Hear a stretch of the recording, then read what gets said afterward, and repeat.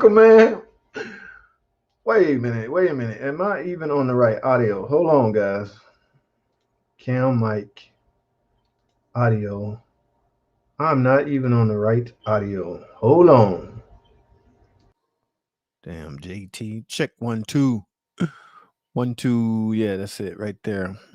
I guess I don't have earphones on, so I can't hear. But what is going on? What's going on out there, people? Yes, Thursday, man. Thursday. One more day. 2 more days for me because I have to be there Saturday. But at any rate, we're gonna make the best of it, right? Everybody have to work Saturday. Just make the best of it, okay? Yes, this is streaming on YouTube and Facebook. I think 2 of my Facebook page. Now I haven't abandoned the PT Cruiser Facebook page.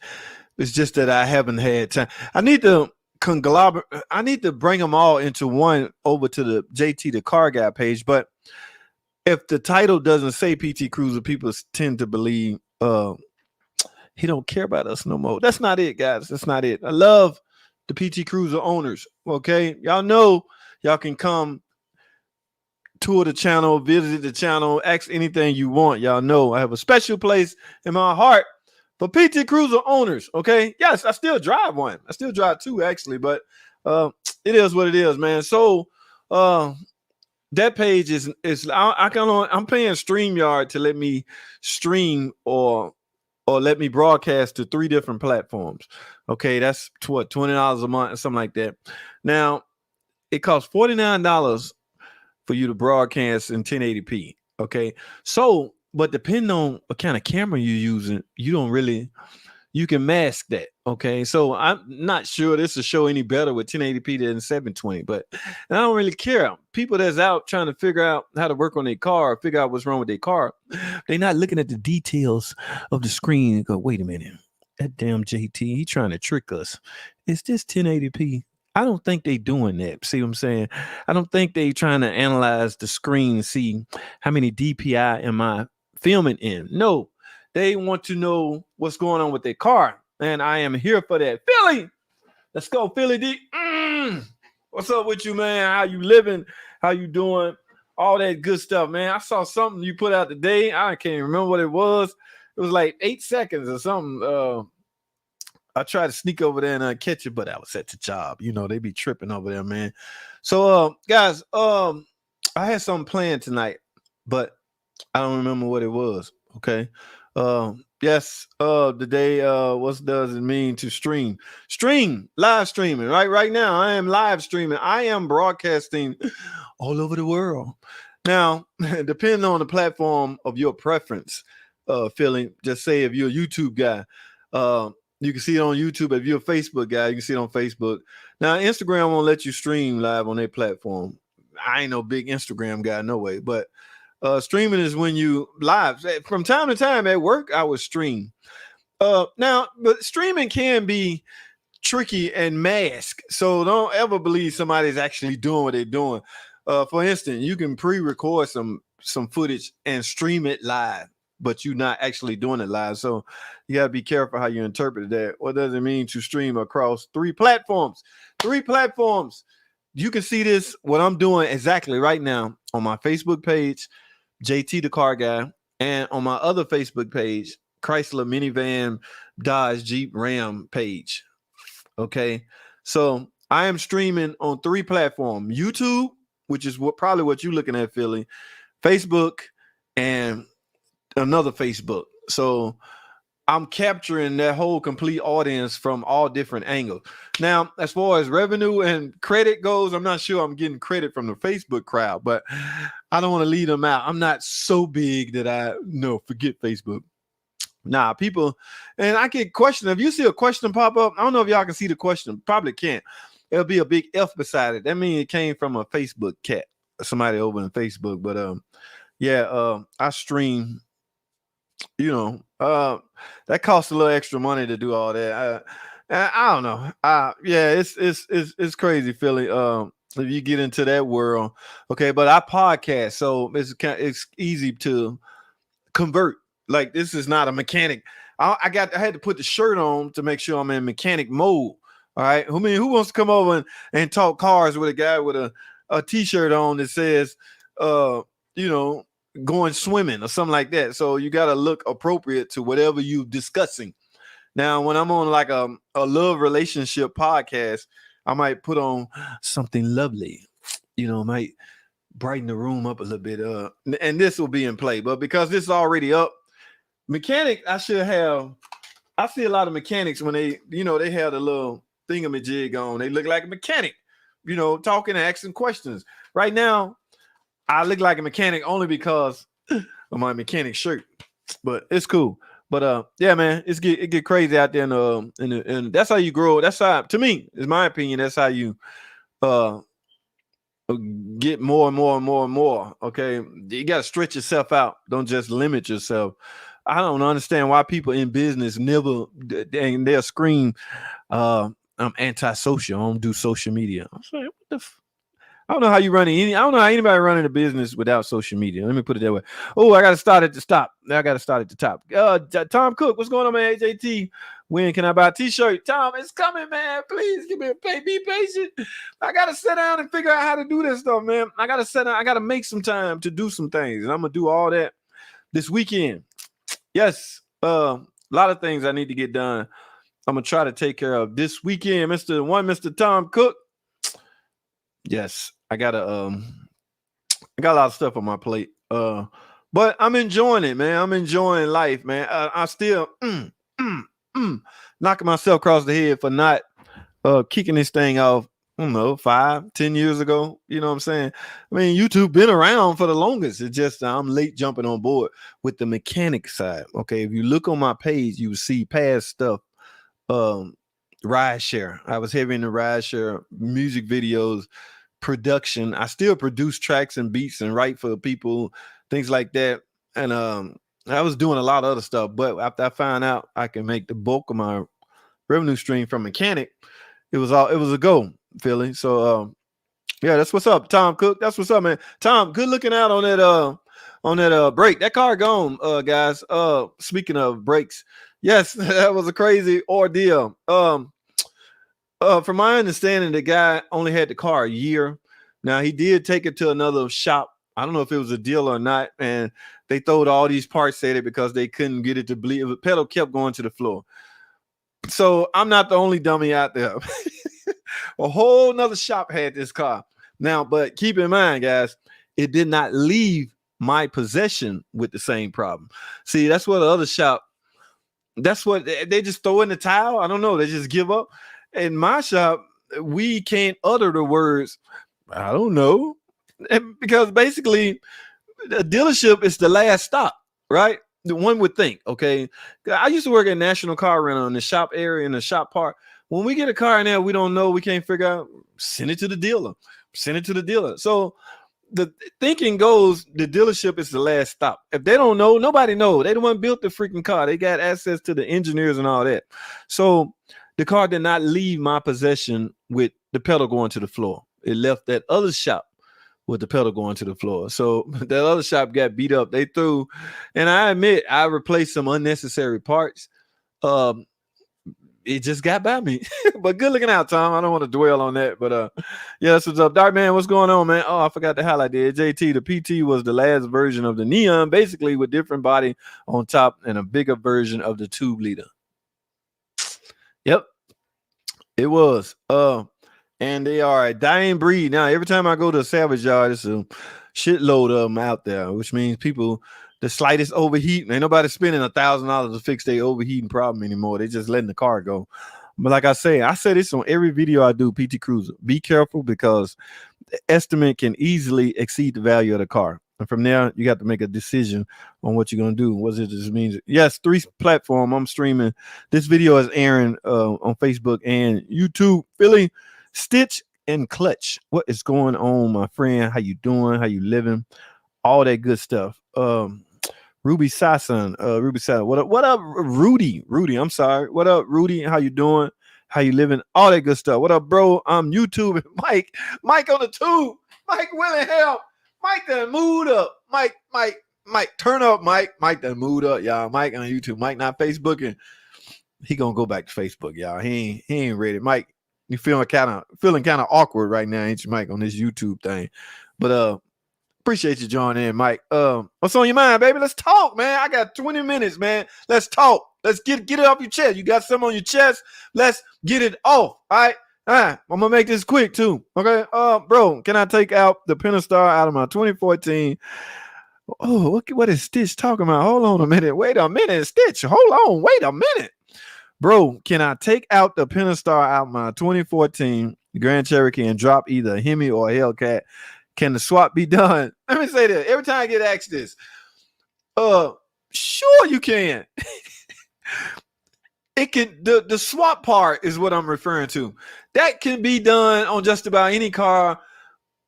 Well, even if it ain't the same transmission, it's likely still gonna bolt to the block. The problem you're gonna run into with swapping engines and doing this, it's the electronic portion of it. Guys, it's not just simple as pick this 3.6 out of here, pick this Hemi out of this car, and do this. And start the car up and go. No. It gets extremely technical after that. Keep in mind, a Pentastar is a V6, right? V6. A Hemi is a V8. Okay, now that's computer. That's computer have to do all the calculations for that. So one would think simply replace the computer. All right, but you got to factor in some of the Hemis, most of the Hemi, the older models were equipped with the NAG only, the NAG 1 transmission, the older model. Post 2012, I want to say. Most of the other 300s in Charger was made it with a 42 RE. So now a NAG has his own transmission module, right? His own TCM under the steering column. So there's a whole complete wiring harness for that alone. So yeah, I mean, I could go on and on about how this is doable, but it's not doable from a standpoint of making the car think that it's now a V8. And I don't think, no, it's more than just the computer, guys. Your harness, I mean, your whole engine harness may end up needing to be replaced. You're not going to have 8 injectors on a car you just took a V6 out of. Connectors, 8 injector connectors. You're going to have 6 because you took a V6 out. So there go another $1,000 for an engine harness. So I guess what I'm trying to say is if you're thinking about doing that, it might be better to buy a car equipped already with what you want. I don't know, because guys, it can get extremely technical. It can get extremely complicated. That's the word I'm looking for. Complicated. I mean, you're gonna have bus communication errors. Is Tom still in here? Tom, if anybody at your shop did this, nobody is in my shop ever. I mean, we deal with newer cars, but I don't even think we're allowed to do stuff like that. If we do, the customer got to sign all these waivers and things like that. And he got to give us an open checkbook. He got to come into the dealership and say, here's 50 grand. Take this slow ass Pentastar out of this car and put this Hemi in this car. Call me when you're ready. Here's a credit card. It's got a $50,000 limit on it. So by the time we get through adding in the wiring harness, the PCM, the transmission harness, all of that stuff, I mean, we're going to get close. He would have been bought another car. Ooh, I can go on and on. Stitch, it's doable, but it's technical, very technical. No, I'm not complicated is what I meant. It's very complicated. All it takes is money and skill. If you're crazy enough, you can make anything fit. Yeah, fitting. I don't think fitting is gonna be the issue because the block likely gonna be the same. The mating area to the transmission likely gonna be similar. You'll likely be able to bolt it to it. And then we talking about swapping flywheel, cam, crank. Oh my God, it could get complicated. Very Hi, I appreciate who's this? Treese. I appreciate you. I have a question. I have a tick. It's been 4 days. I was told that noise was my harmonic balancer, and my 3.6 has a bad lifter. Should I get a new engine or replace parts? Whoa, 226,000 miles. Ooh, you did good, my friend. Treese. Oh, this is Treese. A female. How you doing, Treese? Thanks for jumping on the stream. 226,000 miles. Now, you do not have to replace your engine because your engine is ticking. That part is fixable. Okay, now, however, you may get an estimate if you take your car to a shop solely based off your mileage will be the reason you get an estimate for a complete engine. All right, no shops want to gamble with a car with that many miles. I say I speak for the shop I'm employed at. If you bring it to us, yes, we're gonna take you in. We're gonna diagnose it. I will likely write up rock arms, everything you need. But when I give it to my management, he gonna look at the paperwork, look at the mileage, look at the date, scratch every freaking thing I just wrote up and write down engine. Because he's under a different set of pressure. He's on a different he under a different set of rules than I am. I'm in the shop thinking money, money, money, man, and I can fix it. Mechanics like to fix things. Management like to play it safe and replace things. Okay, yes, happens all the time. I mean, now where does the bulk of the income come from as far as making money? The mechanic make money on fixing things. Now, if he's good and his success rate is up there, should you let him do it? I'm talking from a manager standpoint. Managers just I think when you get burnt one time, you are afraid to do anything again. This is a guy in the shop overhauled a transmission. I don't know, about 2 months ago. The transmission car came back.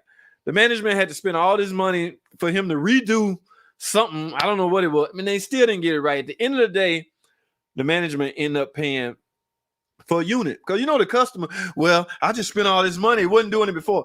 I'm getting off track. Okay. Trees.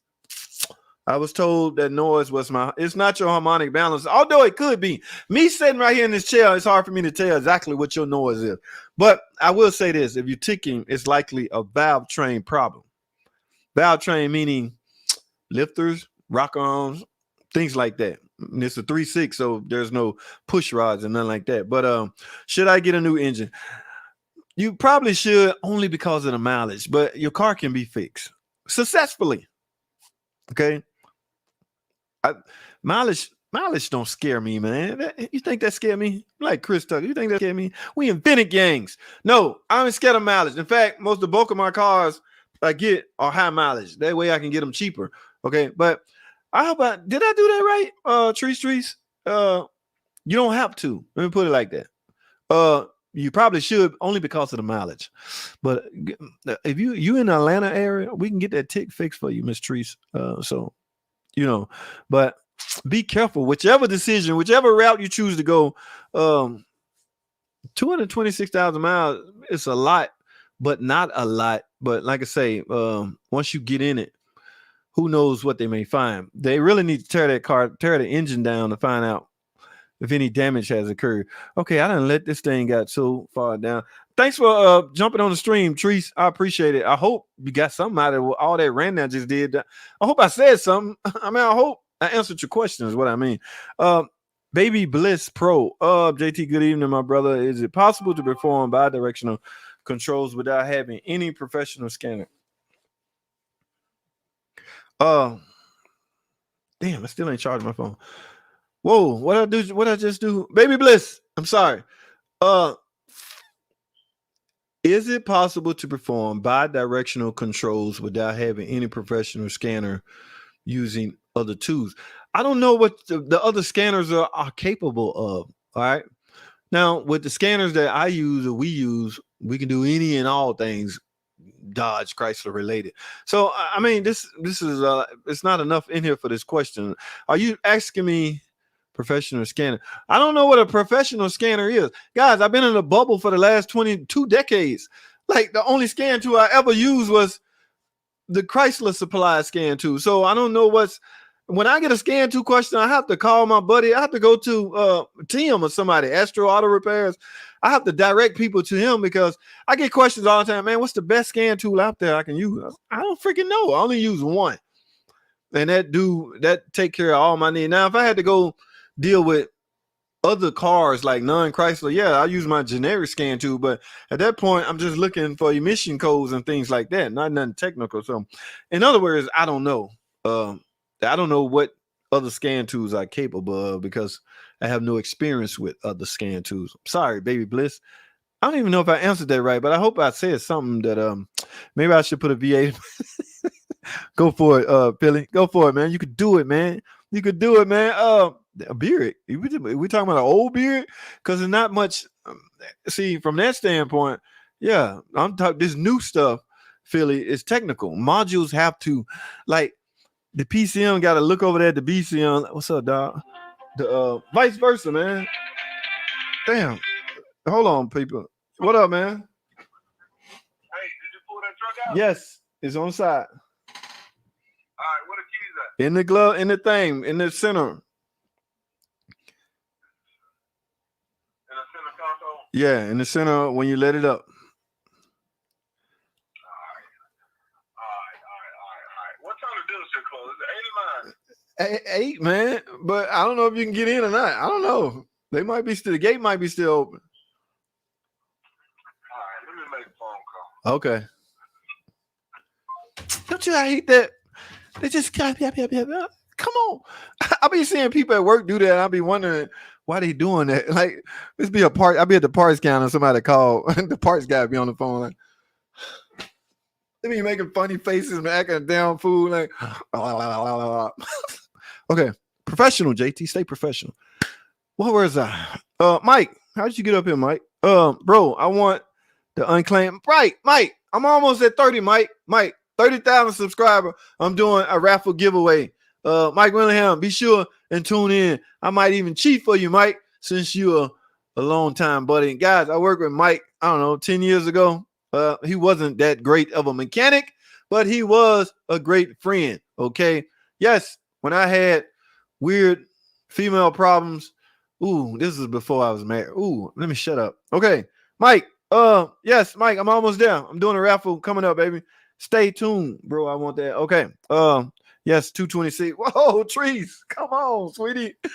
And what year you said it was? Was that a 2016? Trees, get it fixed. Again, trees. If you're in Atlanta, just come holler at us. We'll take care of that for you. Brothers Motors is what I'm referring to, but that's not a lot of miles, but that is a lot of miles. To me, that is nothing. Okay, so best way to do a swap is to get a donor car that has everything you need to swap over to your car. Otherwise, you have to buy all the missing parts. A lot of missing parts. Wiring harness. We're talking everything, man. They have. Facts told me engine. Okay, and I can guarantee you, Treese, that they told you that based off the mileage. All right, it becomes a risk factor. The higher the miles, the bigger the risk in a shop eyes. I can't contest to that. That's how they think. Okay, that's just how they think. If that car had 80,000 miles, they would try to fix that in. I'm talking same condition, the same appearance, same everything. But in other words, if you take your cluster out of your car and put another cluster in it that says 80,000 miles, watch what kind of different estimate you get. It's a mind thing. Now, you can't do that with the new cars. So the minute you pop a new cluster in there, the BCM going to tell that new cluster it's not 80,000 miles, it's 226. And then it's going to make the adjustment. But I'm just saying how certain shop act based off what they see on the mileage. Okay. Yes. Okay. Where are you located? You can repair. I mean, oh, you in Detroit? No, I'm not in Detroit. I'm in the A. The A. You can find me in the A. Treese, I'm not in Detroit, sweetie. I'm in Atlanta. But I'm sure it's some qualified car guys out there. Every Treese, I'm telling you, sweetie.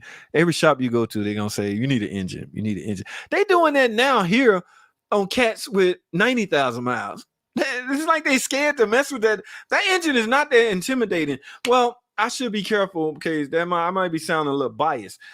But if you look at it and you never seen it, you're like, ooh, it can appear to be intimidating. Okay. Now, the way around intimidation in the automotive world is simple. Let's replace it.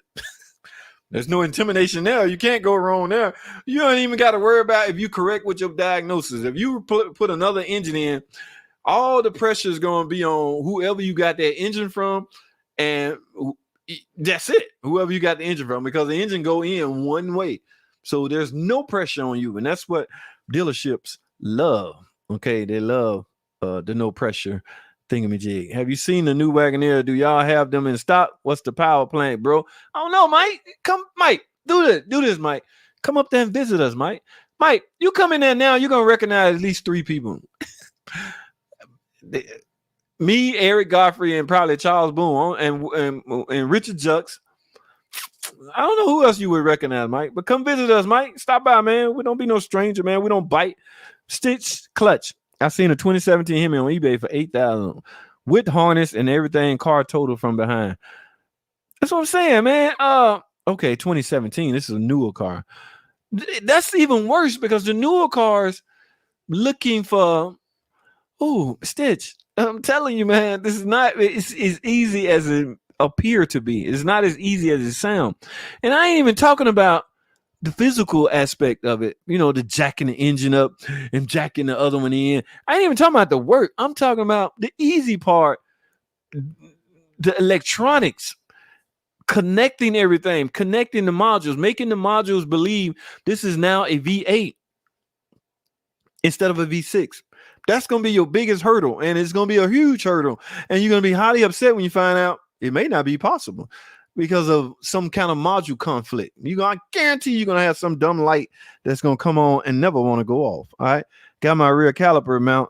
I was out today using your advice with rust penetration and going in and out a few times. Thanks. I was getting put out with it and was ready to take it to the garage on my 300C. Oh, you're talking about come out, drive it back in. So that's, yeah, man. That caliper, that boy, I was a little scarred from that one on that 300 I just did. My impact stopped. I went, oh no. So I tried to go back in. It wouldn't even go back in. It wouldn't come out. It's just, I'm done, player. What you want? What we gonna do? We can sit here all day and pull your trigger. You can sit here and pull your trigger all day, but I ain't moving no more, player. It's on you. What we gonna do? So I'm like, all right, Mr. Boat. I gave it one last snap. It was Snap City. Yeah, I remember the little red. I held it up on the screen.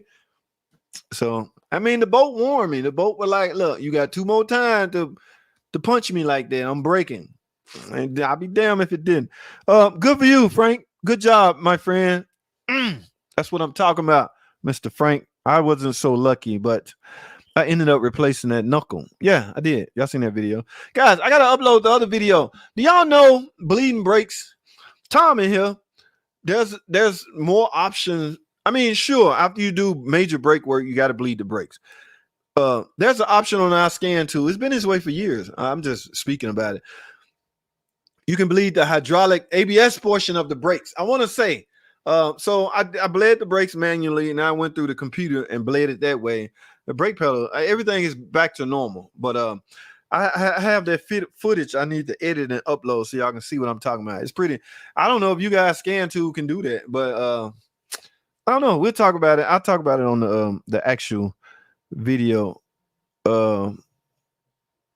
Hey, JT, with all the Dahmer of the A-Stellar merger, you probably have the best scan tools. Hold, please. Who is calling? Yeah, man. We use the dealer supply stuff.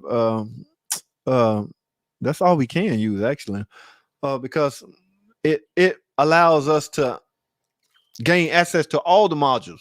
Okay, there's some modules on vehicles that you probably never heard of because your scan tool probably never can communicate with it. Okay, so yes, it's crazy out there. Pro scan tool is like what you use, JT.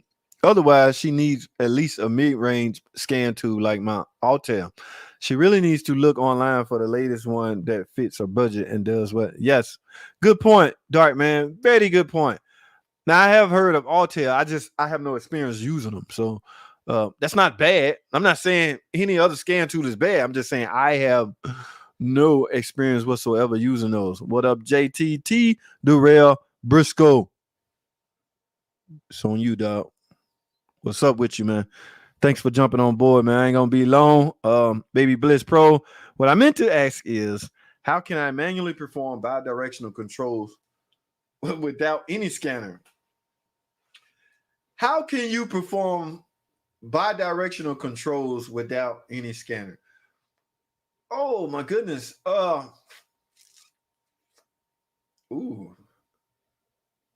Is that possible? Okay. I'm in a different world, man. So it's like this is in some kind of spy codes or something. Philly in here, Philly D. What the hell is he talking about, Philly? Put a GM. I can't relate, my man. Baby Bliss. I'm serious. I cannot fathom. Maybe it's the terminology you're using that is not registering to me, but I cannot register what's saying, what you're trying to say. How can I manually perform bidirectional controls without any scanner? Help anybody else out there, because I can't. I don't know, Baby Bliss. Either that, I don't know. Like if somebody can like, I ain't gonna say translate. It's not that I'm saying you ain't saying it right. I'm saying I don't understand that language. I don't understand what you. I think if you reword it a different way, it would register to me. But as it worded now, I'm having a hard time figuring out what you're saying. So you aftermarket cats, Dark Man. Somebody, we gonna figure something out, Bliss. Hang on, Doc. Hang on. All right, put a GMLS engine in a Dodge. Try it, man. Let me know how they work out for you, Philly. Baby Bliss, I think you will need some better scan tools of some sort. I don't think there's any way to just plug on the media into it. Okay. Whew. Thank you, Dark Man, because I don't know. I appreciate that. 69, Dark Man. Oh, man. Come on, man. Not the... Wait, Mr. Highway. Scotty Kilmore posted a new video. Bad mouth and Mopar again. Again? The last time I logged on, I now, like I said, y'all know I'm not really subscribed, but you don't have to be subscribed to Scotty. You're going to get notifications anyway. He done moved somewhere again. All I saw was the name of the video. Moved to Tennessee, moved somewhere else now. So he's in the beach. I was in on today on YouTube, and he was behind the ocean. So he went live stream. I'm like, all right, that's what's up, Scotty. But I haven't really kept up with Scotty that much, but I can't take too much more. I do. This weekend, it's coming, man. Some of these videos coming, these retaliation videos, I want to call them. Okay, I'm about to start an East Coast, West Coast battle with Scotty. Oh, man, I'm late. Coyote, come on, man. I'm joking, man. I was a little late too, Coyote. P. All right, so, but it's cool. I ain't going to be on long anyway. JT, when you lean back, you go out of focus. I do? Yeah, I do, don't I? Y'all, that's that Canon. That's the Canon. And that's an old camera, right? And let me tell y'all something about cameras. It's not really about the camera. It's the lens. So that's a 1.4 aperture lens. So if you put that sucker down on 1.8 or 1, everything behind you will get blurry. I need that for the podcast on the radio stuff, but everything gets blurry. And if you do one, you go completely out of focus and you come back up. So it's weird. Thanks, P. I appreciate it. My brother in. All right. I have a 2013 cheap Jeep. He's trying to say Jeep Wrangler Unlimited. After locking my doors a couple of hours later, my driver door is unlocked by itself. Any idea? Yes. And your problem is likely found and captured by a module. Back to my point, having a scan tool that could read these modules. Now, Jeep Wrangler, I'm not sure these have BCM, body control module, but one of the modules on this vehicle is monitoring door lock operation. Okay, now door locks are operated by way of the door latch. Okay, when you close your door, of course, a latch is going to wrap around the hinge or wrap around the. I guess it's called a hinge.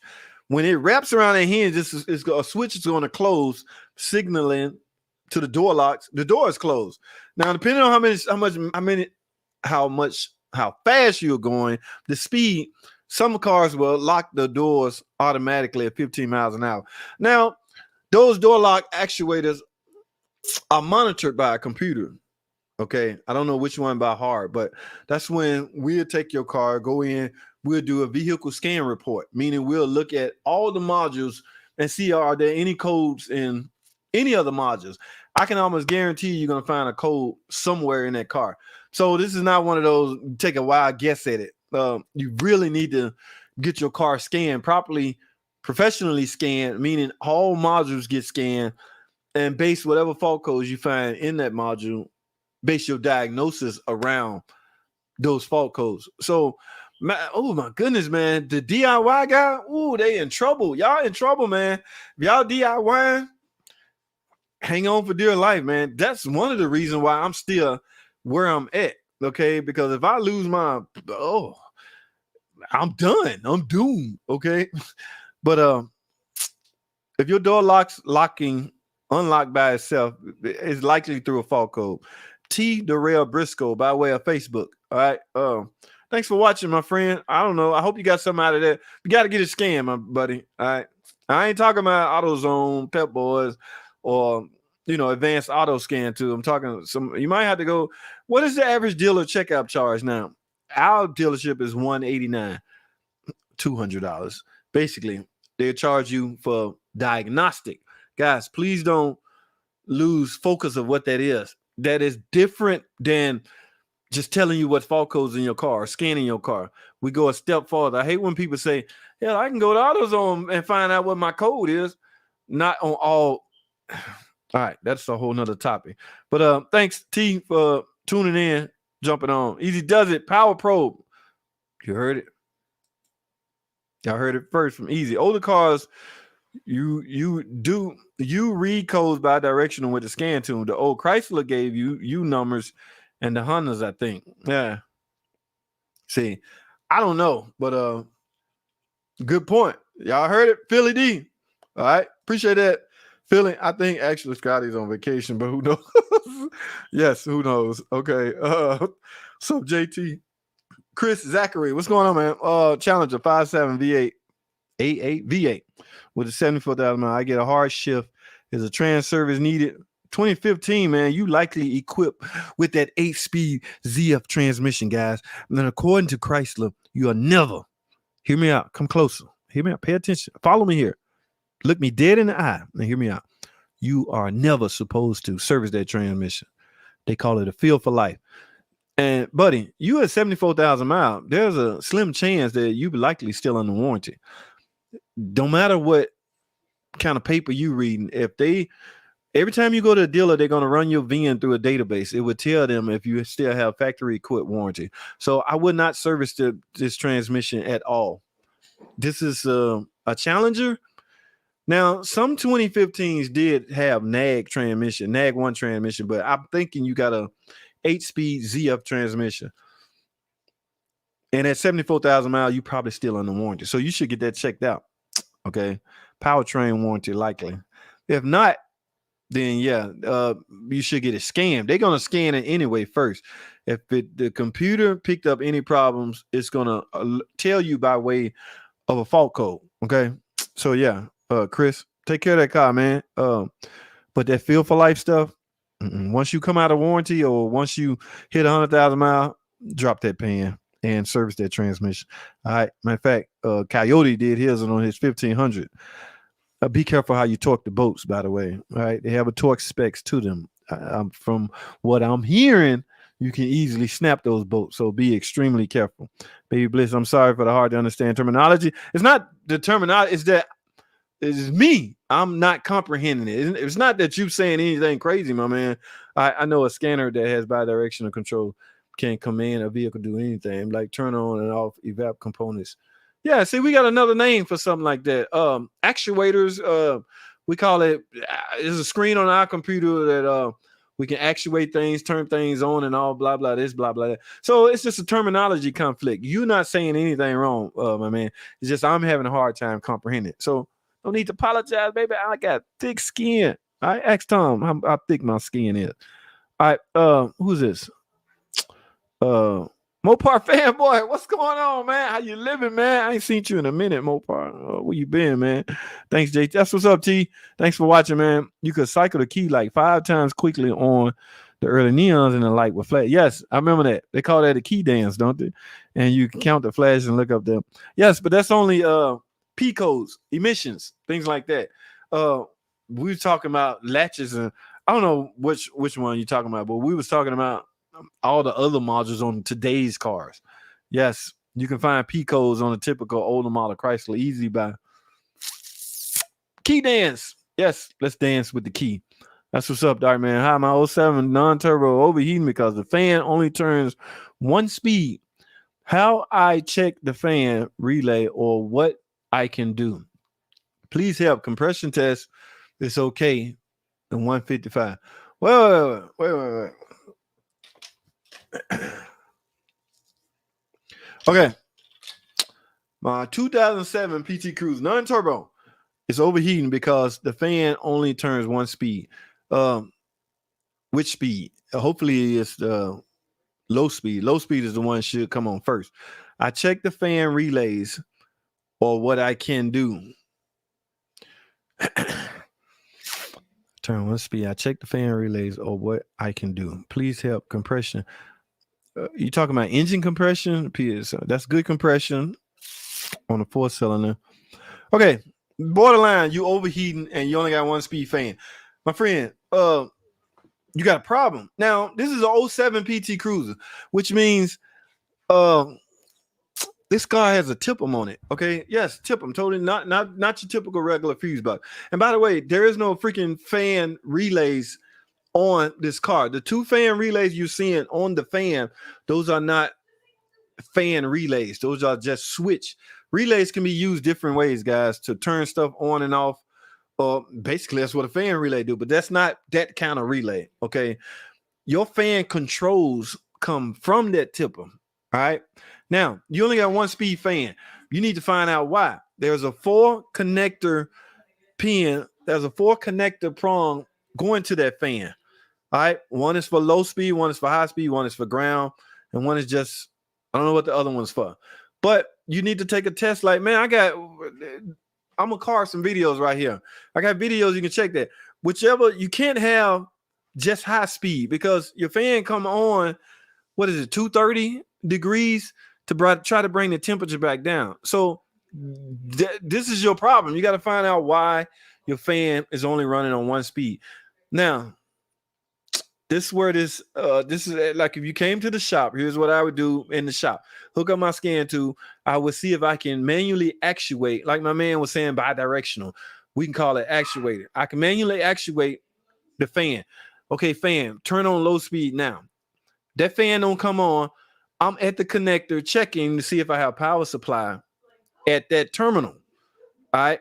If I do, and that fan is not on, it's simple. Your fan motor, low speed motor. It's a 2-speed fan. Okay, a high speed and a low speed. If you have power supply on the low speed and it's not running, the motor is just shot. Okay. Oh, vice versa. Same go with the high side. And if I actuate low speed, I go to with my test light, it lights and the fan is running, then it's a whole different scenario. But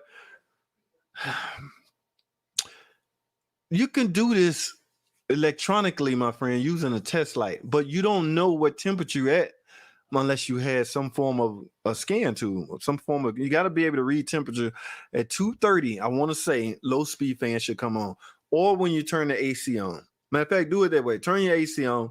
See if your fan not coming on, you likely got a burnout fan. I said all that to say that. You likely got a burnout fan motor. Overheating because the fan only won't do it. Yeah.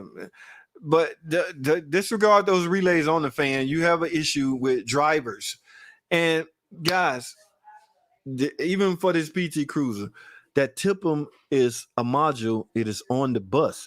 You will never be able to read scan fault codes out of a TIPM with an AutoZone scan tool. We getting back to this point where DIY guys are in trouble. You can't, that module. Here's car makers are only by law allowed to display emission codes and anything that will affect emissions. They have to let you see that. So you're going to get mostly P codes and transmission codes that will inadvertently affect emissions. That's the only reason why they're telling you some of the trans codes. If you got to slip in second gear, if you slipping, you are actually affecting emissions. Your car will burn more emissions. And by that rule alone, they have to tell you what code it is that's causing that. So they can only display what they have to. They're not going to just tell you, here's the information inside the ABS module. Okay, here's all the information out of the airbag module. They don't have to. It's not the law.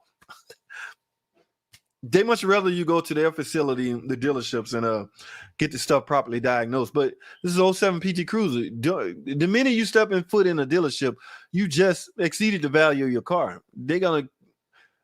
That's just facts. But I'm spending way too much time on this, dude. You got a fan issue. You likely need a fan, but I can't say that in good conscience because that's reckless talk, and I'm not a reckless guy. But I'm going to direct you to some videos that help you diagnose this. Let's do it like that. All right, because I got a whole row of stuff. I got to get. Hey, I see my kinfolk, Valencia Morris, Paris. What's going on? Yeah, I got to get through this, guys. So I'm gonna direct you to some videos after the stream, my man. That's what's up. All right, Sticks, what's going on? JT, how about the differential? How many miles you supposed to service it? My Grand Cherokee has 107. Now, is your Grand Cherokee four-wheel drive? If so, you have two differentials, one in the front, one in the rear. I want to say 40,000 miles. I personally do it at 30,000 miles simply because it's easy. Okay, it's very easy. In fact, it's so easy and fluid is so inexpensive. I just do it every 30,000 miles when I do my major 30,000 mile services. Now, a lot of companies have gotten out of 30, 60, and 90 because the cars are more advanced and you don't need to change this stuff that often. But I still live by that rule. So when I got my car in, I'm changing spark plugs or whatever. If I have a rear wheel drive vehicle, I would service the transmission. Again, it's easy and it's inexpensive. Okay, so my Grand Cherokee has. I will say this, Sticks. If you never got it done, do it. It's easy. All right. Yes, get it done. At this point, it don't matter how many mileage. If you never got it done, do it. All right. Appreciate it. Yes, Chris, that's what's up.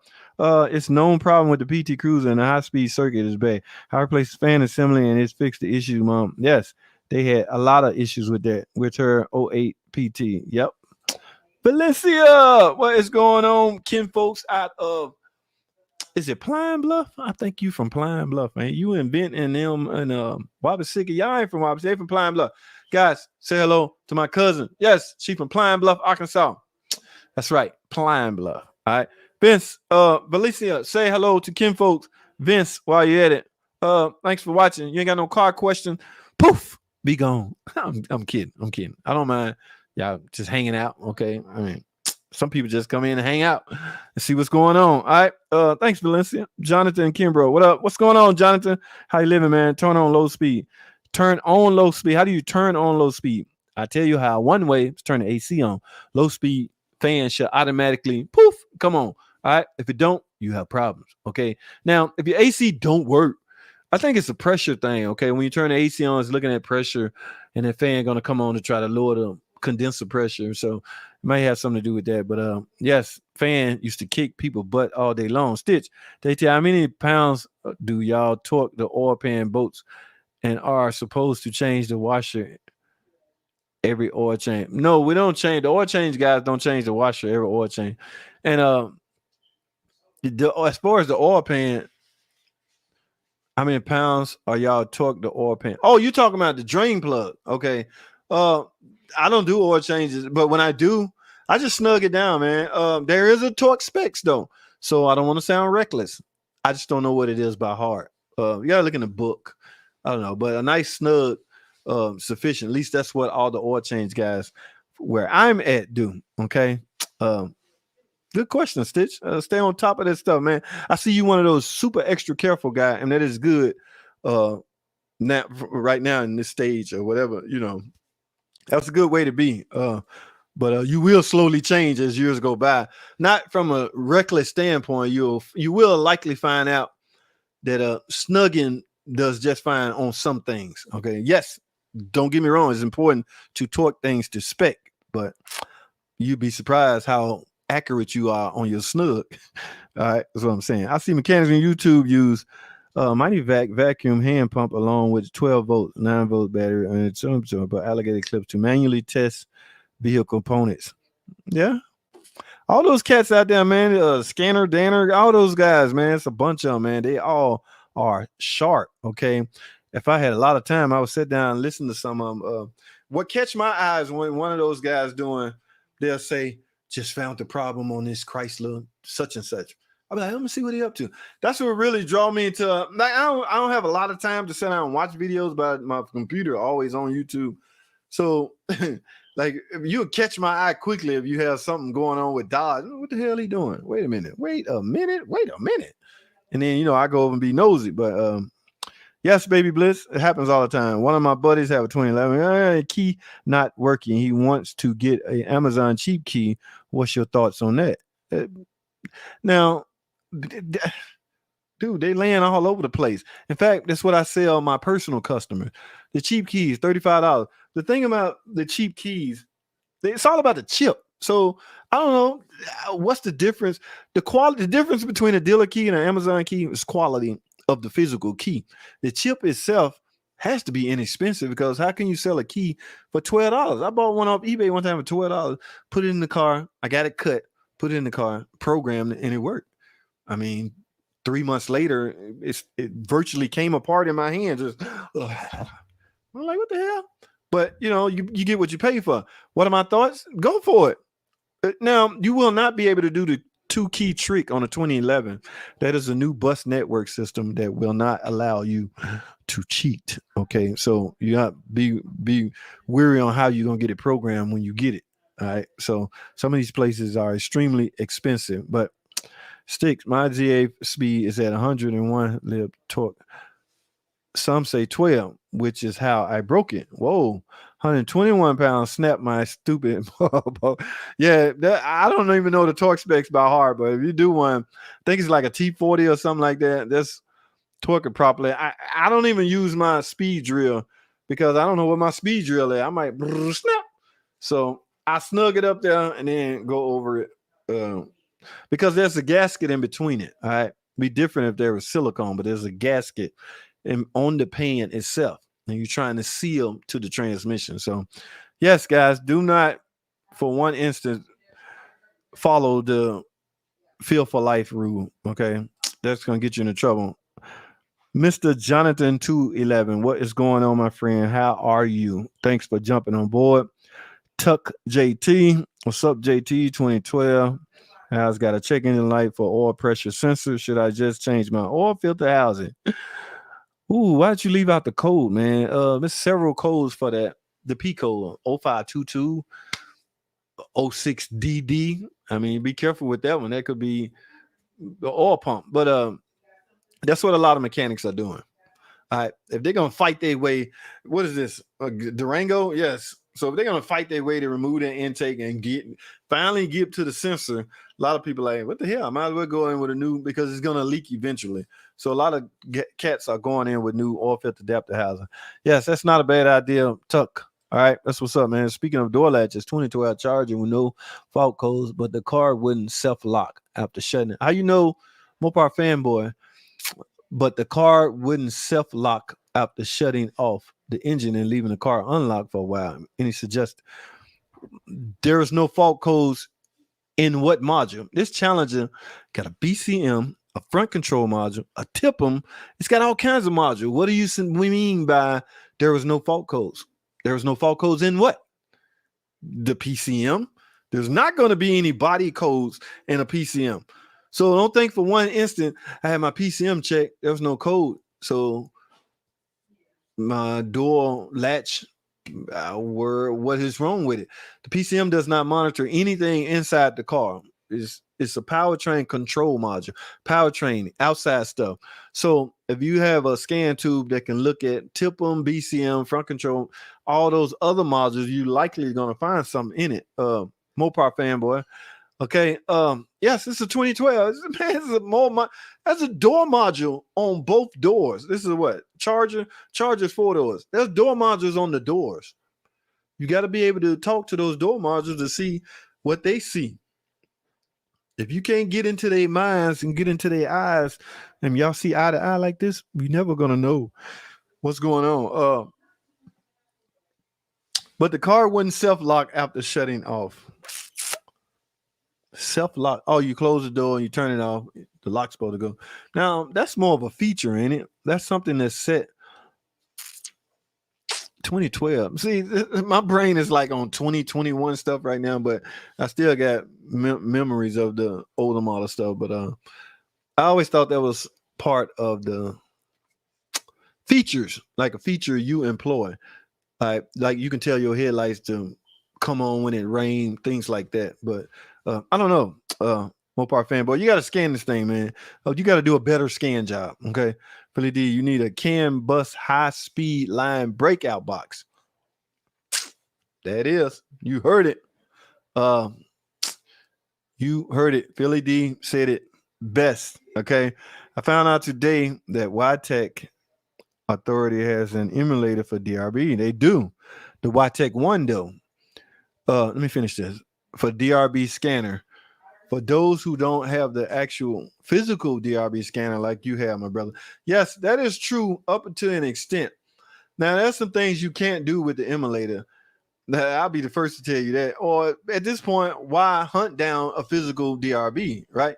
So, and that the newer parts that we get now, I don't know if Tom's still in here, but the emulator's gone. So unless you got a YTech One, that's the only way. I still have my YTech One, but I have no reasons to pull up the emulator because I have a physical DRB. But I understand what you're saying, and you are exactly right.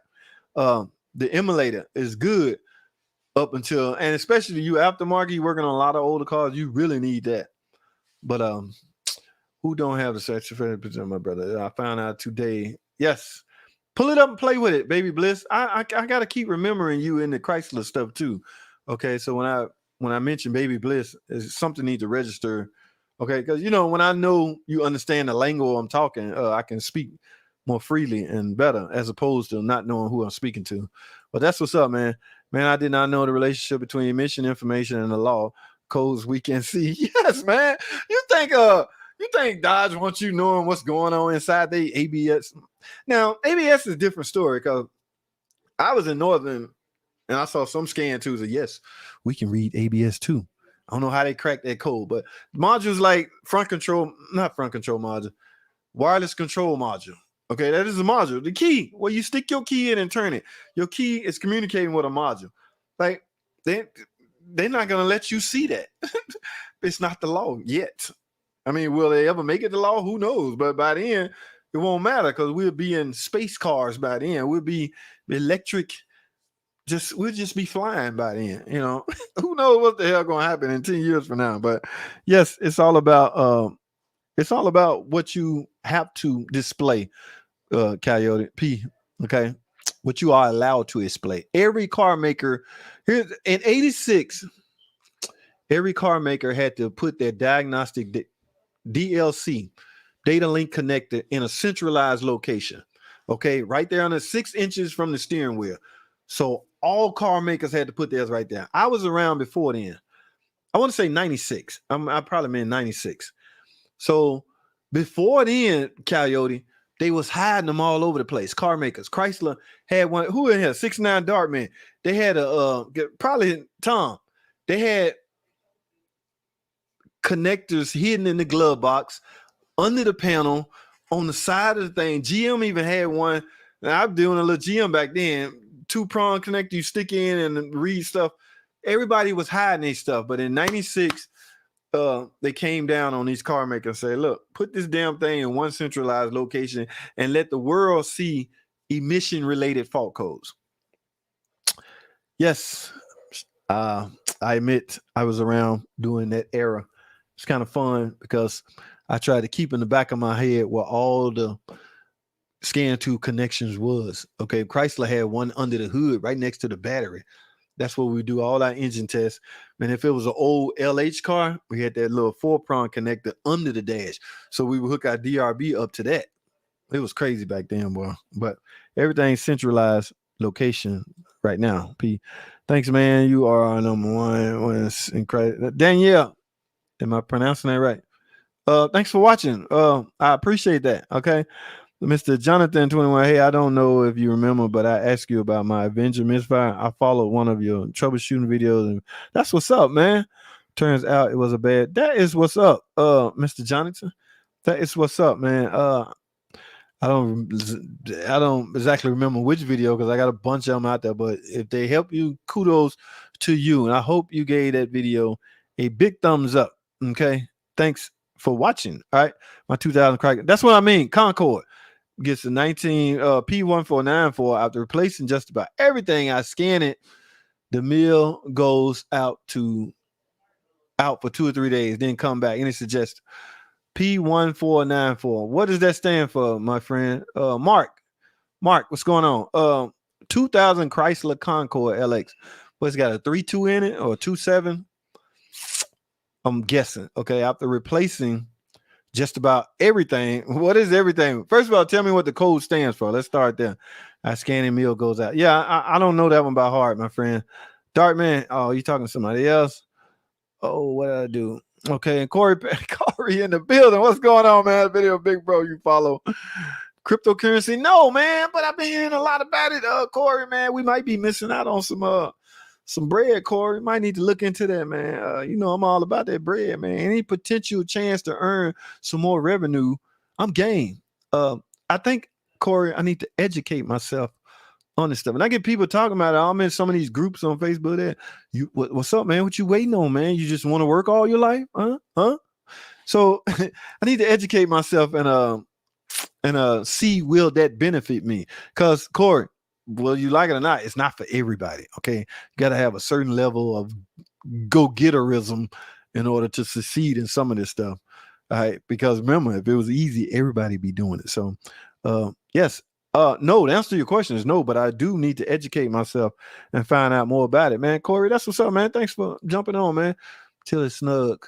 Don't use a breaker bar. No, don't use a breaker bar. Snug been working for me for years. I found out today about a DRB emulated kit. Are you familiar? Yes, I am, baby Bliss. I know all about that. I have no reason to use it because I have one. And like I said earlier, there's some things you still won't be able to do, but the basic stuff, yes, you should be good to go. Fire it up every time you need it, baby. Especially on the older model Chrysler. DRB emulator. Yes, very familiar with it. Trent Baker, what is going on? Trent, what it do? Trent, I heard you getting some crazy speeds at the track. Trent, you know I'm neighbors with your buddy, Patrick Hannikin. So from what I'm hearing, you doing some top secret numbers out there on the track, Trent. And that's Trent drive a little Subaru, y'all. I think it's a Subaru. I'm not mistaken. But I heard he getting some crazy numbers out there. So one day, y'all, we're going to have to get Trent on the channel and dig into his brain and figure out how he get his car to go so fast. Trent, you might have to reveal some of those secrets, my man. Okay. See, I want to know how I can get my PT to do those numbers. All right, Trent. So think about it, Trent. Think about it real hard. All right. Chris, Zachary, I talked to a couple of dealers for the trans service on ZF Trans. One quoted $1,000. Oh my goodness. Amico said, oh, 300. But I didn't trust that they do the right procedure. Chris, that's not really a major procedure. Okay. As technical as this may sound, it's not technical at all. It's basically a basic transmission service. Depends on your definition of transmission service. My definition of transmission service, the main goal of a transmission service is to replace the filter. Okay. Now, knowing that the filter is likely going to be inside the pan, a filter's job is to filter the fluid before it gets to the pump. So it is somewhere directly bolted to pump access, hidden by a pan. And an HPZF, from an HPZF standpoint, it is the pan. The filter is the pan. The filter is integrated into the pan. So once you easily remove the bolts and drop the pan, the fluid come out, you drain the fluid, you throw the pan away because it's no more good. Remember, the goal is to replace the filter. You get a new pan that just so happened to have a filter because remember, the filter is integrated into the pan. You let as much fluid drain out as possible. You bolt or you finagle the pan back up. Cloop, the O-ring is going to seat. You install all your bolts. You torque your bolts to specs. Torque them to specs. And you refill the transmission. Now, that's the complicated issue, to refill. And that technically is not complicated, but I don't want to belittle the importance of filling it correctly. But $1,000. Now, I'm not the one that bash mouth a dealer. In fact, I refuse to do such. But why was the estimate? I want to assume. Listen to me. Who's this? Chris. I want to assume that estimate was based off the parts. The parts. The bulk of it came from parts because the the procedure is the same way any other car. A transmission service on a ZF no different than any other car. 6-speed, a 62 TE, 42 RLE. You drop the pan, put the pan back up and go. The only difference is the price of the parts. In this case, you at a dealer, they're going to price you out ZF transmission fluid. That fluid is almost $30 a quart. Okay. Now, I can almost bet you Amoco said $300. I guarantee you they're using Valvoline, or they might be using their transmission fluid. A lot of these companies get in the habit of promoting their own brand. So if Amoco make transmission fluid, they're going to likely use their version of the transmission fluid. That's why they're able to quote you cheaper than a dealer. A dealer have a tendency to want to put in OEM stuff, and rightfully so. Okay, they're the dealer. They want to sell their product just like anybody else. You can, however, in our case, we offer a Valvoline transmission service even on the ZF transmission. So that brings the price down dramatically. Now, customers, we tend to give the customer the option. Look, ma'am, your car calls for Mopar ZF 8-9-speed transmission fluid. However, this is the price for that. Here's the price for the Valvoline transmission service. Which one would you choose? First thing is going to come out of the customer mind, which one am I supposed to choose, or which one should I choose? Now, depending on how honest the advisor is, he naturally should say OEM parts and OEM fluid, but he may be thinking dollar signs because he get a perk from Valvoline for selling their stuff. He might recommend it. Now, don't get me wrong, you're not going to hurt anything. Have I done transmission service with Valvoline? Yes. Not on my own car. My daughter has a 200 with a 9-speed. I went back in with 8-9 speed. All right. Now not on my own car. But my point is, you're not going to Valvoline guarantee their product will work. And from my understanding, they got the approval from ZF to where they just nobody seemed to confine this in writing. I've been hearing this chatter all along. Valvoline said, no, ZF said it's okay to use Valvoline multi-use transmission fluid. And we sell a package like that. I have done services like that. Have those cars came back with failed transmission? No. All right. So depending on how you look at it, man. I've been too long on this. But make the right decision, my friend. Yes, it can get expensive if you want to go to OEM route. Okay. Yes.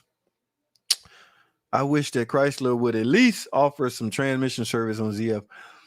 They do offer them, but they much rather you be out of warranty. They need service, and getting Grand Cherokee in the air is a little difficult. Nice work. Yeah. Okay. I see what you're saying. But one of those things, bro. All right. Mike, where you been, Mike? I was the best mate. Go on, Mike. Don't do that, Mike. I was there, Mike. I remember. But you was all right, Mike. You was all right. I was the best maintenance tech in the shop. Shot that gravy done, bro. Biscuit, the best. Dilly. Oh, shit. That's funny. My OX ducts are self-lock. When I close the door after I shut it off and close the door at all, it's self-lock once I'm moving.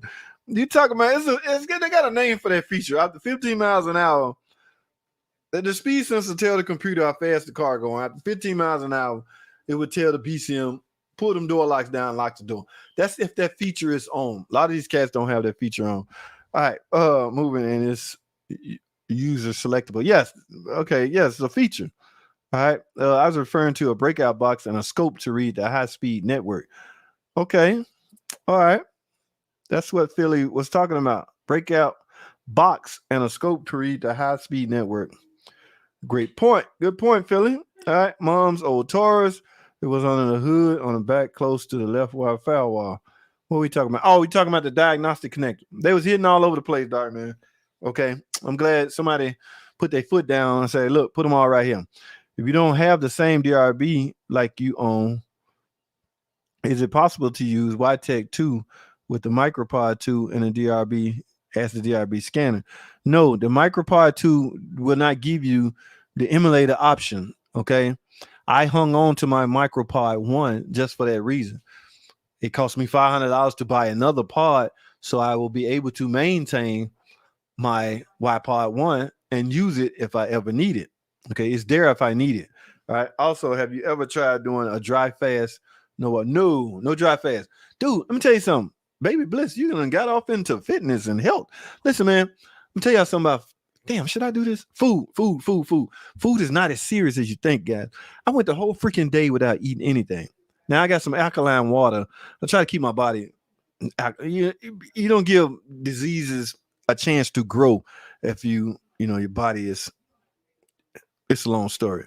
Okay. But I managed to go, and this is by accident, but I didn't feel bad at all. And I didn't lose. It wasn't like I was draining out of energy. Why am I talking about this? Baby Bliss, listen, no, the answer to your question is no, not water, but food. Absolutely. There's times I go to 2, 3 o'clock in the afternoon without eating anything. Then I realize, I need something. So I grab a banana. What better way to break your fast than some fruits? Okay, or some broth, chicken broth. I break my fast with a chicken broth, but no food touches my stomach till 5, 6 o'clock in the evening. All right, that's, and I'm not trying. It'd be a difference as I'm intermittent fasting. No, I'm just literally not hungry. Now you would think I'm skinny as hell. You would think I'd be skinny as hell based on it. No, it's the repairing you do into your insides is what's really all those years of eating all that red meat. No, I can't do this on this channel. I have to go to another channel with this, baby. We can talk all day long about this, man. But no dry fast.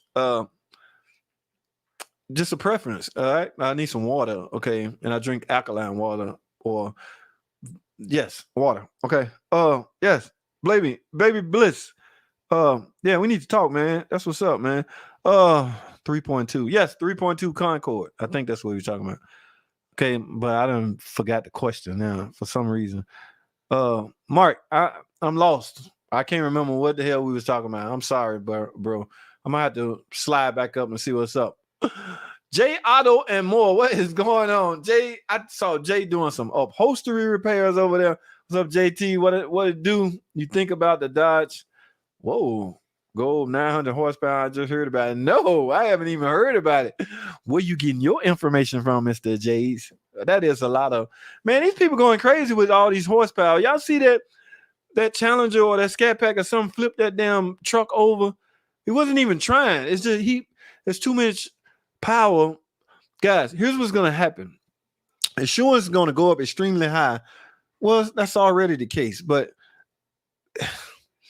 they gonna charge that poor person with somebody got hurt. I don't know if y'all follow social media, but the car jumped out on the road and punched it, and he lost control and he slammed into a 1500 and flipped that sucker upside down. 900 horsepower is a lot, and it's tempting. So if you know in the back of your mind that you sitting inside, you're driving a vehicle that can produce this many horsepower, naturally you're gonna feel some type of way. You're gonna be tempted. You're going to think about it. And you're going to go, what happened if I just take my foot, push all the way down? And it can get you in trouble. So it's a mental thing. Man, look who just showed up, man. Come on, man. Dark, we don't want no trouble out of you today. Oh, that's what that means? Okay. Evap leak detection pump switch. All right, I didn't think about that. So I think his question was, what was his question? He replaced it or something and the code came back. Evap leak detection pump pressure switch. Okay, I couldn't remember that for nothing. LDP charcoal, canister, purge, solenoid hoses, etc. All right. Dude, evap leak detection pump pressure switch. It's a pressure switch inside the tank. This year model car, I can't memorize how that was set up. But we had mostly a lot of trouble out of the pump itself by way of a smoke machine if we was chasing a leak. So I don't know what you're chasing. According to the fault code, it simply stands for evap leak detection pump pressure switch, which makes it an electrical problem, not a evap leak problem. So knowing that, one could it's time to pull out some circuitry, some scan tool. You might have an electrical problem. All right, so throwing parts at these are the parts you replace. Dude, you can easily have a wire rubbing on the firewall. It's time to do a major visual. All right, you got to look at the circuit. You got to find a circuit and see what wire go where, and if it's rubbing under. A lot of times I found wires rubbing on the underbody somewhere. Okay, those are the real hardest one to find. If you have determined or you've came to the conclusion it's not a hardware part failure, then yes, you have by way of all these parts you replace, that's likely the case. There's nothing else left. The only thing in between all these parts and the computer is wiring.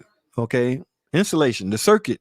All right, so that could be at fault, and if that's intact, we're talking about a PCM, but that should be your last option. But it's time for a major good visual to see if you physically see anything rubbing or anything like that, my friend. All right, crypto is hype. I made money and got out, but who knows, right? I want to educate myself before I jump in there, Dart.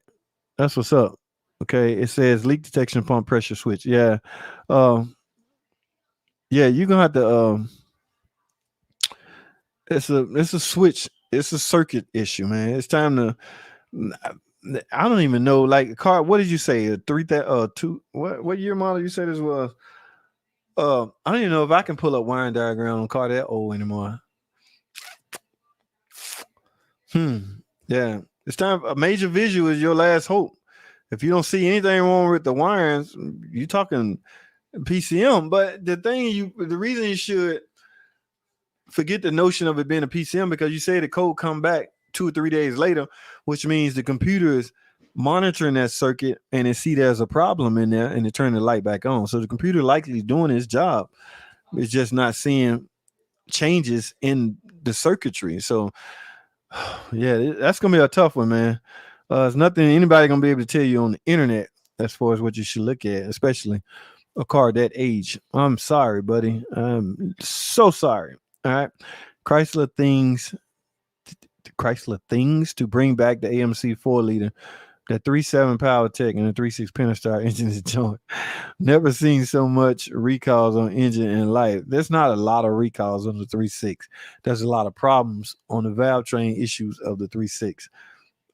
I saw one recall engine wise, and it's a big one to replace the head if you got a misfiring cylinder. 246. They got some problems. Don't get me wrong. Okay. What is your beginning part of this coming? Chrysler thinks Chrysler should bring back the AMC 4-liter. Okay, you're talking about the past vehicle. No, they can't. Those are those killing emissions, man. You can't. That 4-liter, yes, it was a beast. It was a monster, but it also was a gas guzzler and a emission polluter. All right. They no longer can stand 2 days. That's why the V8 Hemi on his way out. The threshold is changing. So I don't want to get into that, but even $300 is crazy for a trans service, Dart. It's the fluid and the pan. Think about it for a minute, Dart. The pan itself got to be a little expensive. It has the filter integrated into it. You're gonna get bolts. You're gonna get a gasket. Okay, so that alone is a good $200. So maybe the poor guy only charge you $100 labor. That's where they get $300 from. I don't know. What up, JT? Hella guy. Just wondering if that wheel bearing just fell out of the 300. No, man. You saw those star bits. You know what? I had to go borrow one of them stupid twos. I don't know what my star bit said. Yeah, it's held on by 4. I had to replace a wheel bearing on the rear on the car about 3 months ago, so it wasn't that hard doing it again. But yeah, that 300, man. I don't want to get into that, man. That car gone now, by the way. I have yet to upload the bleeding portion, part 3. And I can't even upload it now, guys, because the video I uploaded last night is up to like 3,000, 4,000 views now. I've never had a video do that many plays in one day. So my thinking is what I'm going to do, Dart, hear me? What I'm going to do is see how far that ride before I upload a video. I'm a 1, 2, 3 video a day guy, but I have yet to upload a video today because that one is still doing good. Now, keep in mind, this is how YouTube algorithm work. If I upload a video right now, they're going to cut off promotion on the past video that I just uploaded, and they're going to start promoting the one that I recently uploaded. So why interrupt that flow if that one is still doing good? Okay. I've never gotten more than 1,000 plays in one day out of a video, but the one I uploaded yesterday is closing in on 4,000. So who knows how far it will go? This will be the only. I'm about to break a streak. I'm literally about to break a streak of uploading a video every day. I can't. I will not upload a video today because the one I uploaded yesterday is doing just that well, and I don't want to cut it off. If you two want to put it in front of everybody's eyes, go for it. I mean, it's a decent video. It's a informative video.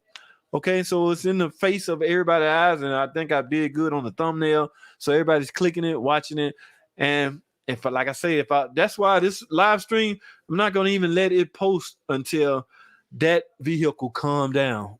It's still peaking, so I keep getting off track. Yes, hello. That was a crazy deal, man. 300 to do a filter and fluid is still criminal. Damn, what y'all want to pay for stuff these days? Wait a minute. What is going on? What are y'all thinking? We're talking dealership, $300 is chump change. I got $300. They charged the customer the other day $300 for me to diagnose his car. So forget the 1 hour checkout time. He's like, it's gonna be $300 for us to check it out. And that customer sat there for 20 seconds and said, okay. So depends on your area, I guess. But some people different about. It's like AC, man. You can tell a lady. I'm not a sexist. You can tell a female, man. I know you brought your car in for your AC not working. I'm sorry. It's gonna be $1,200. This how bad she want her AC. She gonna look at you and go, well, what are you waiting on? How long is it gonna take? I need my car. In other words, hurry up and fix it. She don't care what it costs. AC is a different breed, man. Everybody don't care what it costs to get the AC running. They want that freaking AC running. They want it running now. You can tell them $5,000. Like, go ahead. Wait a minute. I can get a new car. But I don't want a car. No, go ahead, fix it. My point is, some people, it's the person, depending on the person, I guess. But $300 not that much, Darheem. Stop it, man. Corey Page, crypto is getting that Ellen Tesla hype. Yeah, man. It's especially on social media. That's all they talking about, man. I had to log off sometime because they be getting a little carried away. Hit the like button though. That's what's up, man. Y'all heard what Corey had said.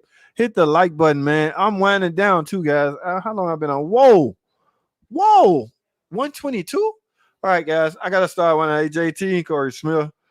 First time I watched one of your vids was today. Rough Idol versus Misfire. All right, Corey, before we move along, before we go any further, Corey, are you subscribed to this channel? Corey, get a video a thumbs up. What's going on, Corey? How you doing? I'm winding down, Corey, but I'll see what's up. What you got? AJT? First time I watch a video. Rough Idol versus Myth. Oh, you watched that video. Very helpful. Yes, that's a major difference. Okay, yes. And you can tell by bogging it down. You will not maintain a Rough Idol under a load. You will, however, maintain a misfire under a load. In fact, that is the way most mechanics find out if they have a misfire. Thanks for watching that video, Corey, man. I hope you did one of these, man. I appreciate you jumping on board, my friend. That is what's up. Valvoline Max Life Multi Vehicle ATF for $1.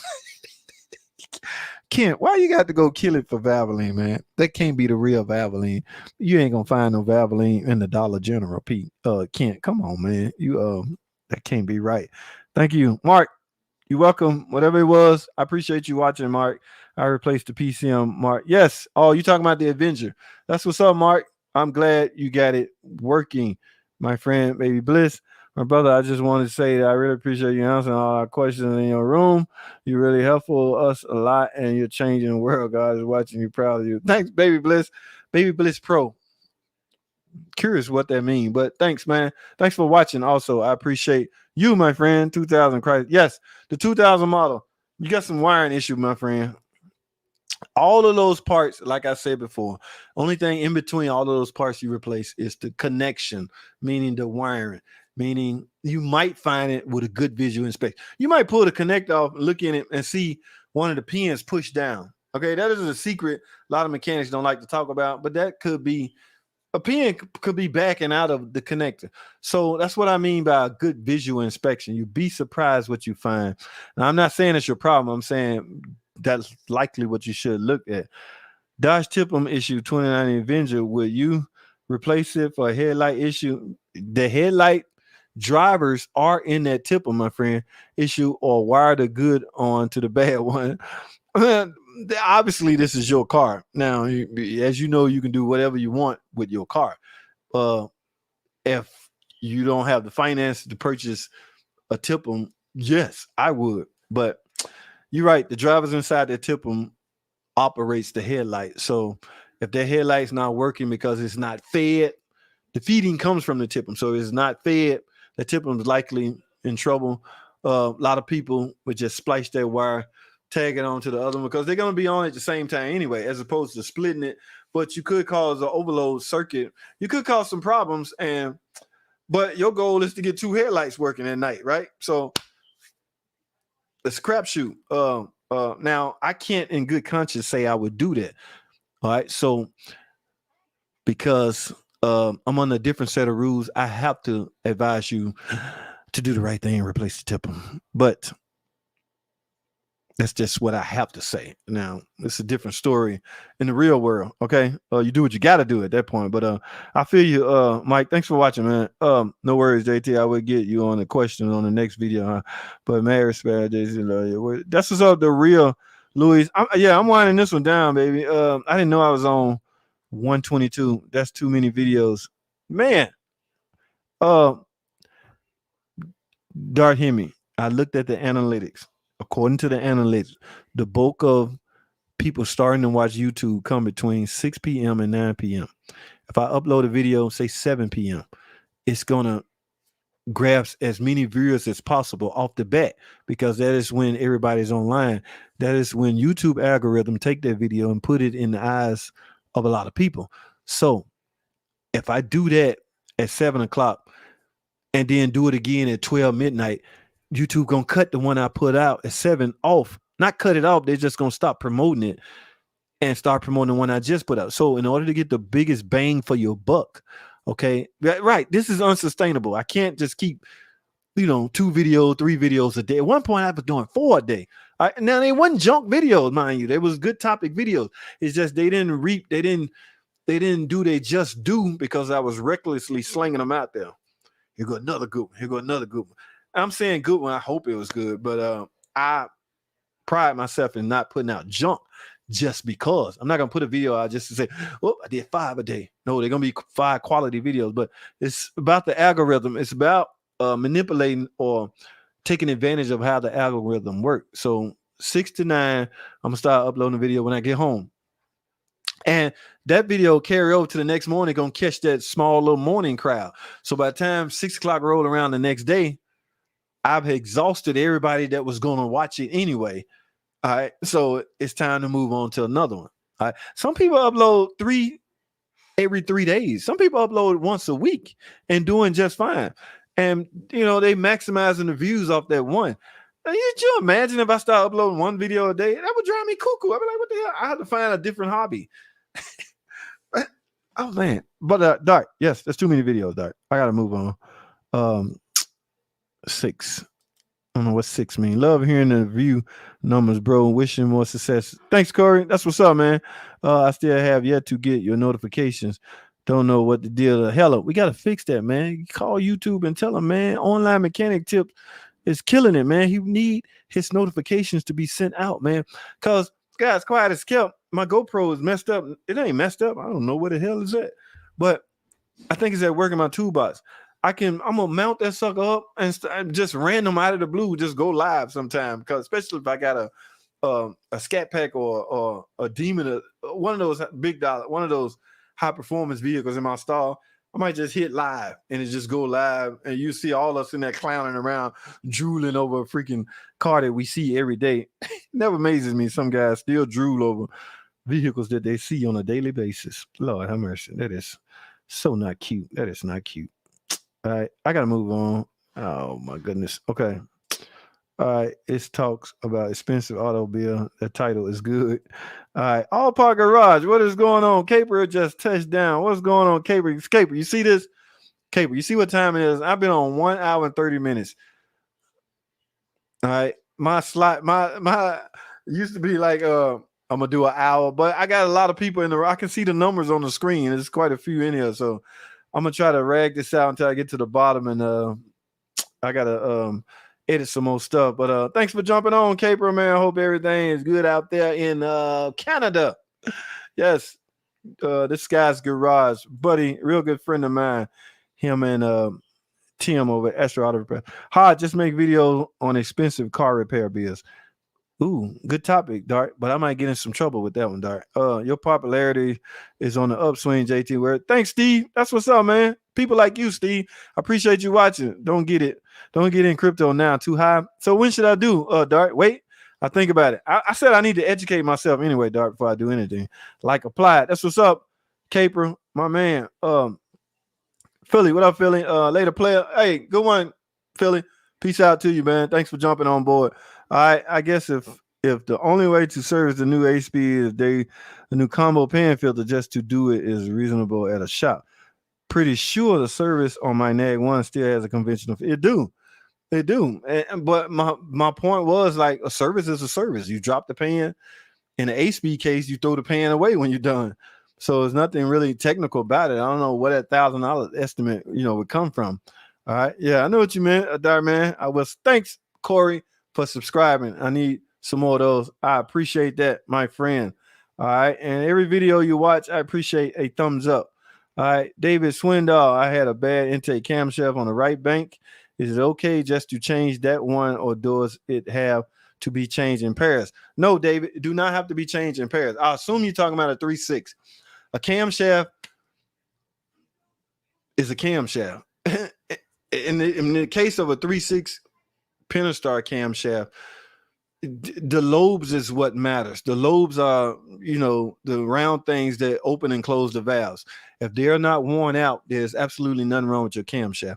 Now, there's another reason you may have to ever replace a camshaft is that the tone wheel on the rear of that camshaft is loose. Every Pentastar camshaft has a reluctant tone wheel on it that tells the sensor to position the position of this camshaft. So, no, you don't have to replace them in pairs. And in fact, you don't have to replace them at all unless they are damaged. Okay, not worn. You can't wear out a camshaft. In some cases, you can, but if it's damaged, yes, you have no choice. It has to be replaced. But if your other one is not damaged, no need to replace it. Okay, no need to replace it. You don't have to replace them in pairs. David, I know that's a good point, man. I'm glad you asked that, my friend. All right, I might have to reiterate on that and make a complete video on that. Thanks for the heads up, and thanks for watching, David. I appreciate it, man. Thumbs up the video, please, and subscribe if you're not, please. Thank you very much, David. Swindoll. All right, that Chrysler wheel, the upside down caliper must have been a treat. Oh man, Caper. Yeah, it's done and gone now, but I still have yet to upload part 3. I probably end up doing it tomorrow now because the one I uploaded yesterday doing so well that I don't want to interrupt. I don't want to disrupt that. What they call it?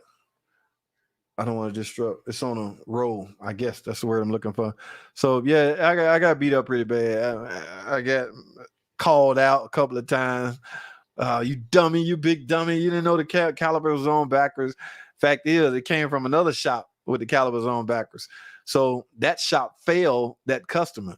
Now, the customer did not leave us with the calipers on the wrong side. So it got fixed before it left us. So I like to say I did a good deed for the shop's image. Okay. Every shop has an image. Trey C, what's going on, Trey? How you living? How you doing? All that good stuff. Thanks for jumping on, Trey. However, you caught me at the end. I am winding down. Okay, thank you. I'll check that out. That's what's up. Mark Odom. Appreciate it, man. First time live show. I have a 2015 Rubicon. Head gasket quoted 35. Why a head gasket, my friend? David. Hold on. Let me finish reading this first. Learn to fix. I got remanufactured motor for 42 and changed it myself. Damn. David took matters into his own hands. Good for you, David. What do y'all mean by head gasket? Like, these are multi-layer steel head gasket. When you say a head gasket blue, you had to overheat the car. Okay, which means this is all aluminum heads and aluminum block in some cases. So you likely warp the heads and it's coming off and appearing to look as if the head gasket is blown. My point is, I hate when people say I got a blown head gasket. I'm finna go replace my blown head gasket. No, you got an engine problem at that point. But my man, if you was able to get a motor for 4,200 and change it yourself, my man David. Good for you, buddy. Um, what is this? A Rubicon. Okay. Uh, I want to say that's good. I guess from a if I look at the dealer's numbers, yeah, the average. Okay, yeah, good deal, my man. Especially if you was able to do it yourself. That which lets me know you are heavily mechanically inclined. Kudos to you, David. Man, thanks for watching the show, man. I'm winding down. Thursday we clown. We tend to get a little serious on Sundays, okay? Especially if I have a guest or two. But I'm winding this one down because I did not know it was an hour and 35 minutes. I know what you have to say. You rock. Oh, Mike, that's what's up, Mike. Thanks for watching, Mike. Absolutely true, JT. Today, as a matter of fact, the real stuff. Ken Early, that is what's up. Yeah, save your best one for evening. Maybe short on in the morning. Yep. I'm learning as I go. Dark Hemi, that's what's up. You lost your GoPro. No, I didn't lose it. I don't know where it's at. It's lost in my possession. Okay, so I still got it, but I can't wear it in the shop. I don't want my manager to walk around. What the hell he doing with a GoPro on his head? Is he down there making videos? You know what I'm saying? Because if you watch my video, you're gonna see some shop activity, but you ain't gonna see enough.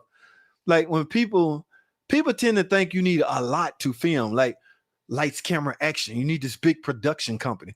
No, you can get away with the small stuff and still maintain a low level of presence. Okay. So, but I will expose myself when I'm walking around with a big ass GoPro on my head. So I got to sneak and do that when I can. All right. But it's not lost. It's in my toolbox. But what I was saying was from time to time, I pull it out and hit live. It's an easily go live button on there. You just hit it and you live. So out of the blue, I might pop up just live. What we gonna talk about? I don't know. Let's just chit chat. But yeah, it's lost in my possession. What's your opinion on losing weight, purchasing a bicycle, motorized bicycle for exercise? I drive my bike to work on non-winter days. Okay. Um, the motion, man. I don't know about you, baby Bliss. I'm an older guy, so I really got to keep my old heart pumping. I run at the track and I work out, of course. So yes, I'm trying to hang around as long as I can. Now, people kill me when they say, man, when it's time to go, it's time to go. That's true. My only goal is while I'm down here, I want to live a nice, good quality of life. Okay, sure. I may die at 70, 75, 80. I might die before you. But while I'm here, I'm not solely dependent on a bunch of freaking drugs. Okay. That I just want to live a nice quality of life. Okay. Just simple as that. Everybody have their own everybody have their own preference. And I'm not knocking anybody. It's just I choose to go a different route. Okay. But yes, I have 2 bikes in my garage. Okay. And I ride them when they got air on them. Right now they ain't got no air on them though. Keep right. That's what's up. Caper, I appreciate it, man. Want to also say thanks for your camshaft and Rocco repair video. David, that's what's up, man. That's a lot of them out there too, man. All right. There's more to come. Every time I do one, I'm just gonna film it. Whether I got the same footage or not, I'm gonna film it again. All right, David, thanks for watching the videos, man. I hope you're giving them a thumbs up. The rocker damaged it. Yes, the rocker arm will likely damage the lobe on a camshaft. Okay. But his question was, should he do them both in pairs? Don't do them both unless the other one is damaged, or you're just wasting money. Do you know how many camshafts I now own that text in the shop just replacing just because? From the same thinking my man was saying, when I do them in pairs. What these camshafts are $300-$400 a piece in some cases. You're just wasting people money. There's nothing wrong with them. Now, don't lay the magnetic tone wheel down somewhere near a magnet, anything like that. Yeah, you can damage it that way. But I see them on guys' tables. I pick them up, look around, I look at every load, and in my toolbox wrapped up, it goes. Because when I do like one on the side, and I can save my customer some extra money by not having her spend $300 for a camshaft if I have one that will work. Remember, guys, the lobe is not damaged. The cam is reusable. If the tone wheel is not damaged, the camshaft is reusable. All right. So, yes, rock arm is what eat up the lobes on those camshaft. Thanks, David. I appreciate it, man. Thank you too. That's what's up, David. All right, guys. I am winding down. Yeah, you can't use it at work. Makes I'll just look funny. I would draw too much attention. Let me put it that way. They already see me walk around with my phone filming, so I don't want to draw that much attention. The eyeglass spy camera suck. It do. It really do, dog. I wasted my money on that. And I don't even know I don't even know where I bought it from to get my money back, but I'm done. I might pull it out when I'm in school or something. Yes, they are totally garbage. All right, people are better when they don't know they are being exactly, and that's what spyglasses do, but they don't film as good. If you can take the sensor out of a cell phone and put in a glass like hidden right here and take away that dumb LED light that flash, that's what people be like, why is that flash? And people they will act a different way when they know they're not being filmed. You're exactly right, Caper. That's what's up. So do you have nag one trans rebuild too? No, not anymore, because number one, we don't see them anymore. And number two, if we do, my manager gonna recommend a new one. Okay, but those tools are all in the tool room. The thing about it, Dart, we have to have them to get any of those claims paid. If Chrysler come down and inspect our tool room and there's no, say, nag one transmission, there's not a nag out there now that's still under warranty, unless it's in a Jeep Wrangler. I take that back. So if they see any warranty claims and they go search our factory tool area and don't find the tools, they can reject the claim because they don't believe you did the repair, because there's no tool. That's why when we get heads up that audit, we about to be audited tool wise, everybody got to take all the tools out their toolbox, even if they own them, and we got to put tools in the slot so we won't get claims. Ooh, am I talking too much? I think I'm talking too much. Dart, you tricked me. All right, I need some good tools. Say he should grab them. All right, I got you, man. I got you. I got the Hemi lifter too. Yes. We got one of those too. I don't think they ever use it though. All right, guys, I got hooked up. That's what's up. Dart, man. Listen, guys, I appreciate y'all watching, man. I gotta go. Hemi Spring. Yeah, get going, man. I'm out, man. Thanks for watching, guys. Comment, subscribe, and or Amazon. Just check out the reviews. Yeah, check out the reviews. Comment, subscribe, and I'll see y'all on the next video.